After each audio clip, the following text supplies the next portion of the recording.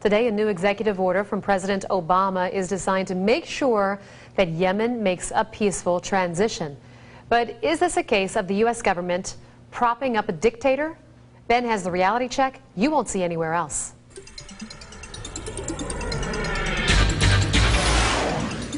Well, President Obama issued an executive order today giving the Treasury Department authority to freeze the assets and the money of anyone who gets in the way of the political transition in Yemen. So here's the backstory. Late last year, Yemeni President Ali Abdullah Saleh signed a deal to hand over power to his deputy in return for immunity from prosecution. Now, that move meant that Abu Mansur Hadi became president after a transitional election.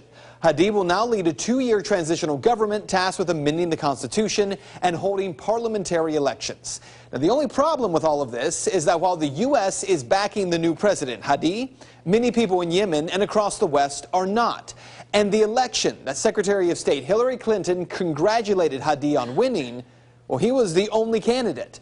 Since the election, the Obama administration has been propping up Hadi with large amounts of money and military assistance. Yes, we now have U.S. troops on the ground in Yemen in an advisory role. So what was today's executive order really about? Well, it grants the Treasury Department authority to freeze the U.S.-based assets of anyone who obstructs implementation of the administration-backed political transition in Yemen. And what makes it even more unusual is that administration officials say it targets the assets of U.S. citizens who engage in activity deemed to threaten Yemen's security or political stability. Now, does that mean Americans or those who have assets in America and call for elections with more than one person on the ballot are a threat to Yemen's political stability? Under this order, it would appear so. Also, the decision to freeze those assets is left up to the sole discretion of the Treasury Secretary and the Secretary of State. Another big question here, though, has this happened before? And the answer is yes. President Obama issued a similar executive order for Somalia in 2009. The other one precedent in 2006, President George W. Bush issued a similar order regarding Ivory Coast in West Africa. I'm joined now by the new chairman of the Armed Services Committee, Senator John McCain, just back this morning from the Middle East and the Persian Gulf. So just to be clear about all of that, the ally Yemen against al-Qaeda, plus an ISIS threat, a new video with Japanese hostages. Well, first of all, let's remember that the president trumpeted Yemen as the success story, Yemen and Somalia, of his foreign policy and national security policies, of course, which is just ludicrous. And the interesting thing about Yemen right now is the people who are basically taking over the capital, Sana'a, are Iranian-sponsored group called Houthis. And now we have fighting around the presidential palace. We have the country in chaos. And this is a success story of the administration. It would be amusing if it wasn't so tragic. It's another example of the failure of our policy, or lack of policy.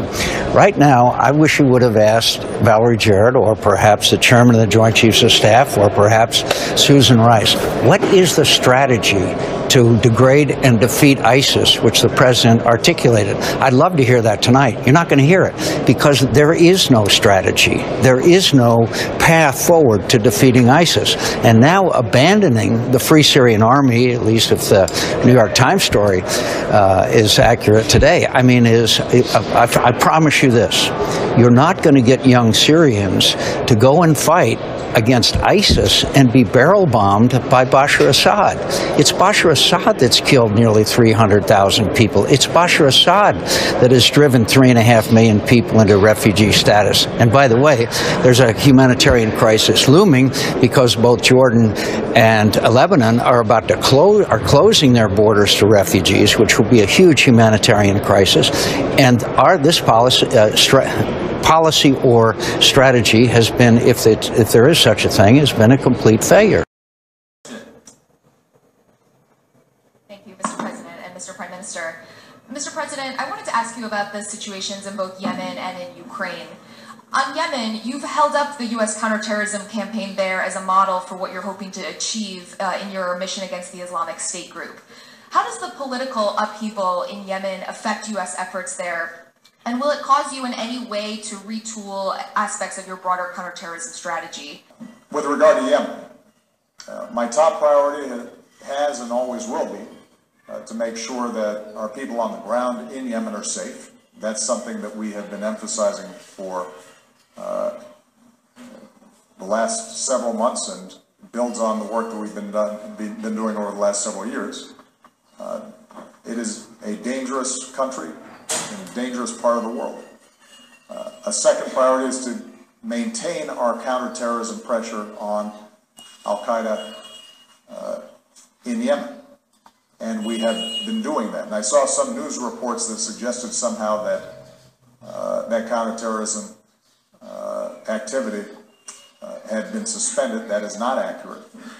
We continue to go after high-value targets inside of Yemen, and we will continue to maintain the pressure that's required to keep the American people safe. We are concerned about what has always been a fragile central government and the forces inside of Yemen that are constantly threatening to break apart between north-south, between Houthi and Sunni inside of Yemen, and this is one more sequence in what has been an ongoing turbulent process inside of Yemen.